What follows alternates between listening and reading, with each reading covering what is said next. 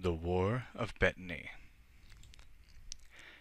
The history of the Iliac Bay, if told in its entirety, would horrify readers more than the most gruesome legend of the Underking.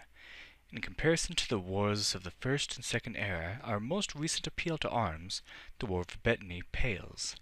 The siege of Orsinium lasted from First Era 950 until First Era 980 without a pause.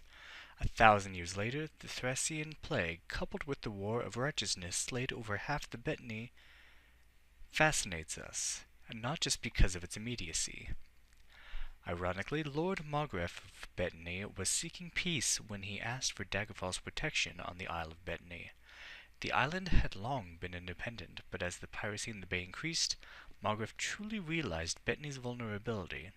King Lysandas agreed to be Betony's liege on advice of many, including his archpriest of Kinnereth, Lord Vanek.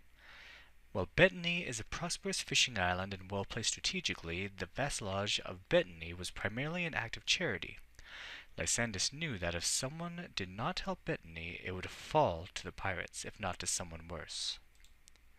Unfortunately, King Cameron of Sentinel did not agree, citing a 200-year-old contract obliquely if not illegally written to suggest that Betony was a traditional holding of the Kingdom of Sentinel. Cameron declared war. The majority of his advisors, being warlords in a traditionally bellicose country, supported their king in this. The chief counselor, a woman called the Oracle, foresaw death and defeat in the war, but her wisdom was stifled and she was banished from court. Cameron should have listened to her. A few scrimmages of the War of Betony went to Sentinel, but the major battles were all won by Daggerfall. King Lysandas, his heir Prince Gothred, and the general of the army Lord Bridwell were fine leaders, and warriors as well, and the Battle of the Bluffs and the siege of Craghold both went to Daggerfall. The war might have been won with one more victory, but for an unusual domestic incident in King Lysandas's court. The king's mother, the Dowager Queen Nolfaga, had been uneasy about the war since its beginning, but she now began to have visions of cataclysm. She saw the death of her beloved son, should the war continue. Ebullient by his success, King Lysandas refused to listen to her fears until Nolfaga left court. Lysandas then realized how certain she was about his impending death. He began to actively negotiate a peace treaty with Sentinel, using the neutral lordship of Reich Gradkeep as facilitator.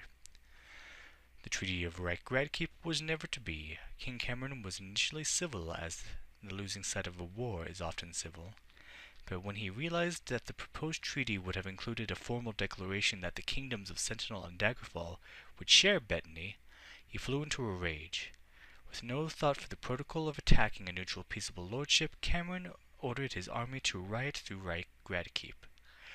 First the halls of the palace, and then the streets of the capital ran red with blood. It was only with the support of the Daggerfall army that the chaos was brought under relative control. The Sentinel army fled to the Yaerith Barrowland, and the Daggerfall army chased them as far as the Ravenian forest before making camp. 1 week later, after each had a chance to send for reinforcements and plan their strategies, the armies met in the field that separated them, the flowering meadowland called Cringane Field. In the heat of the clash, an unnatural fog spread over the field, blinding all combatants. When the mist finally lifted, King Lysandas' body was found, his throat pierced by an unmarked arrow. Daggerfall did not waste any time in mourning. Young Prince Gothred, who had shown great bravery in battle and was very popular among the troops, was crowned King of Daggerfall just behind the battle lines, and he ordered the army onward. Perhaps it was the sight of the brave young warrior turned king appearing in the battlefield in full regalia that inspired the Daggerfall army. Perhaps the battle would have turned regardless. Sentinel began to panic. King Gothred met King Cameron before the Red Guards had retreated, and the two monarchs fought. Both were excellent warriors, but Gothred was a more skillful swordsman, and Cameron fell that day. Lord Oresme of the Sentinel formally surrendered to Daggerfall, giving up all rights to Betony officially. He later committed suicide on the ship back to Sentinel. Peace was a difficult process for the cities and towns on both sides of the Iliac Bay.